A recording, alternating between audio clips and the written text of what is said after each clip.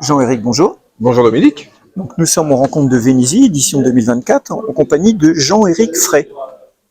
Alors, Jean-Éric nous présente deux ouvrages, Les êtres chers et Les enjoués, mais il a aussi un parcours hors écriture dont j'espère qu'il va nous parler un petit peu. Alors, on commence par quoi? L'expérience Madagascar ou les livres? On va commencer par les livres, parce que l'expérience Madagascar, ça fera l'objet d'un autre livre, donc on finira par cela. Ok, très bien. Alors, oui, effectivement, je présente deux livres aujourd'hui. Le plus ancien, Les enjoués. Les enjoués qui parle d'une jeune fille qui a besoin de trouver son métier. Ouais. Et pour ce faire, accompagnée de son grand-père, elle va parcourir la région Bourgogne-Franche-Comté et rencontrer une trentaine de personnes, de femmes, qui travaillent et qui vont lui parler de leur joie qu'elles ont à exercer le métier. Et on trouve des agricultrices, des viticultrices, des personnes qui travaillent dans la soudure chez Framatome. Il y a la personne qui fait le design des cabines de pilotage du TGV. D'accord. Il y a des personnes qui font de la vannerie. Enfin, il y a plein de métiers très différents. Et c'est une fiction ou c'est... Alors, la jeune fille et son grand-père sont fictifs. Ouais. Par contre, les 30 femmes, je les ai rencontrées, elles existent vraiment. Ah, en fait, vous avez joué le rôle de la jeune fille. Voilà, exactement. Vous êtes super crédible en jeune fille. Absolument. Et donc, je suis allé à la rencontre de ces 30 femmes et je leur ai posé la question, en fait, qu'est-ce qui vous rend heureux dans votre métier? Ouais, mais excellent, excellent. Oui, donc non, on n'est pas dans juste de la fiction, on est plus de la sociologie, quoi, je dirais. Oui, ce sont des témoignages de femmes qui parlent du plaisir qu'elles ont à travailler. D'accord. Alors par contre, Les êtres chers, il est marqué dessus roman, donc ça doit être un roman. Alors c'est un roman, c'est une histoire vraie, romancée, puisqu'elle raconte l'histoire d'une famille qui habitait à Saint-Florentin, donc à quelques kilomètres d'ici. Oui. Et dont l'histoire et la vie a été assez exceptionnelle, marquée par tous les événements du XXe siècle. Et il me semblait essentiel de la retranscrire dans un livre. D'accord. Et donc, le pitch de leur histoire, à peu près? Alors, le pitch, c'est un homme qui a rencontré une femme à Saint-Florentin, et cette femme lui a donné 2 enfants. Dans les quelles années à peu près qu'on situe dans les années 30-40. 30-40, ok. Et puis ils sont partis, enfin lui est parti, il était militaire de carrière, il est parti en Indochine. Sa femme et ses 2 enfants sont partis le rejoindre, et au retour, la femme et les 2 enfants sont décédés dans un accident d'avion. Ouais. Et là-bas, il a rencontré sa 2e femme. Mais c'est sur des secrets de famille, ce sont des choses qui étaient dites, d'autres qui ne l'étaient pas. Donc c'est à la fois historique, c'est plein de mystères. Ok, d'accord. Mais c'est une histoire qui a été connue dans la région et qui a fait l'objet d'articles dans les journaux. Et donc vous avez écrit sur une histoire vraie que vous avez peut-être un peu romancée. Voilà, exactement. Très bien.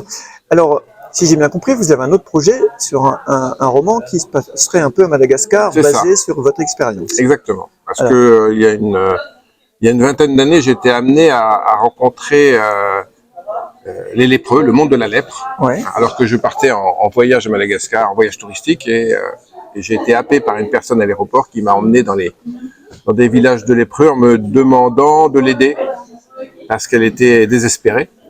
C'est une région qui connaît de grandes difficultés à travers la pauvreté, bien sûr, et puis la corruption, et puis les cyclones qui régulièrement passent sur cette partie nord-est de l'île.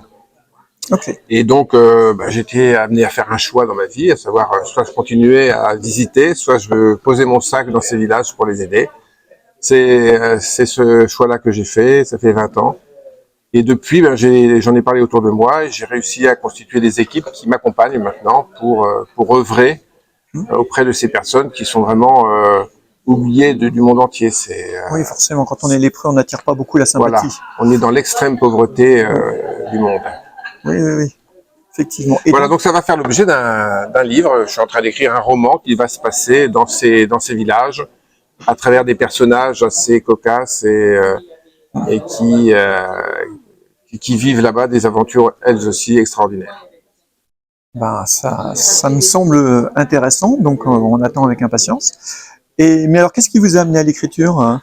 Oh, c'est le plaisir. Je veux pas dire que j'écrivais dès mon plus jeune âge, hein, c'est pas ça du tout. C'est au départ, j'avais écrit un premier livre qui s'appelait Yvonne ne veut pas partir. Oui. Et j'étais allé à la rencontre de personnes âgées dans des maisons de retraite pour leur demander ce qu'ils avaient rendu heureuses. Et j'adorais rencontrer ces papis et ces mamies. C'était à l'époque que j'avais perdu mes parents, donc il y avait certainement un transfert de sentiments. Et j'adorais passer des heures et des heures avec elles et leur demander les événements heureux de leur vie. Et petit à petit, on a tous tissé des liens. J'en ai fait un ouvrage et j'ai trouvé ça très intéressant d'aller questionner les personnes pour qu'elles me parlent de leur vie, principalement autour de la joie. Alors moi, ce qui m'intéresse, c'est la joie. Ah oui, d'où les enjoués d'ailleurs. Les enjoués, les êtres chers, ça parle aussi de la joie. Donc Yvonne ne veut pas partir, ce n'était que de la joie, des personnes âgées.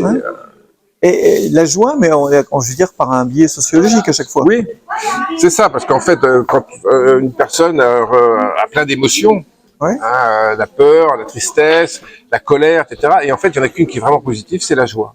Et on en parle rarement. Et c'est rarement un sujet, effectivement. C'est vrai. Et parler d'une personne, enfin, poser la question à une personne, qu'est-ce qui vous rend heureux, tout de suite, elle va être heureuse. C'est vrai. Hein, les personnes âgées à qui je leur demandais de me raconter leurs souvenirs d'enfance joyeux, pour elles, c'était du bonheur. Oui, puis en même temps, ça part d'une autre époque qu'on ne connaît pas forcément. Aussi, donc, ça nous montre un peu comment vivaient les gens, ce qui les rendait heureux autrefois. C'est ça. Mais oui, c'est un biais qui est très intéressant. Et donc, à part Madagascar, d'autres projets encore en écriture? Pour le moment, là, je suis en train d'écrire des témoignages d'industriels dans la région Lorraine sur l'activité, notamment l'activité de la salaison. La salaison. Voilà. Salaison, vous savez, la salaison, c'est l'histoire de l'humanité. Hein. Oui, bien sûr. S'il n'y avait pas eu le sel dans l'humanité, on n'en serait pas là. Ah oui, on aurait eu beaucoup de soucis. L'être humain ne se serait pas sédentarisé s'il n'y avait pas eu le sel pour conserver les aliments, et donc l'histoire de l'humanité aurait été totalement différente. Donc c'est passionnant, c'est un métier qui est aussi en pleine actualité aujourd'hui avec l'histoire du jambon, du sel nitrité, etc. Mais c'est passionnant. Voilà. Et je suis un peu curieux, c'est quoi le petit accroche avec une hirondelle, c'est ça? C'est mon hirondelle, c'est la liberté de voler. Est-ce que vous faites de l'aviation? Non, pas du tout. Non, j'en ai fait, oui, j'ai passé mon brevet de pilote il y a quelques temps, mais je me suis fait peur un jour en avion, donc j'ai arrêté de voler. D'accord. Eh ben, merci beaucoup. Avec plaisir. Et puis, continuez vos explorations sociologiques sur la joie, c'est très intéressant. Merci. Bonne journée, bon week-end. Merci. Au revoir.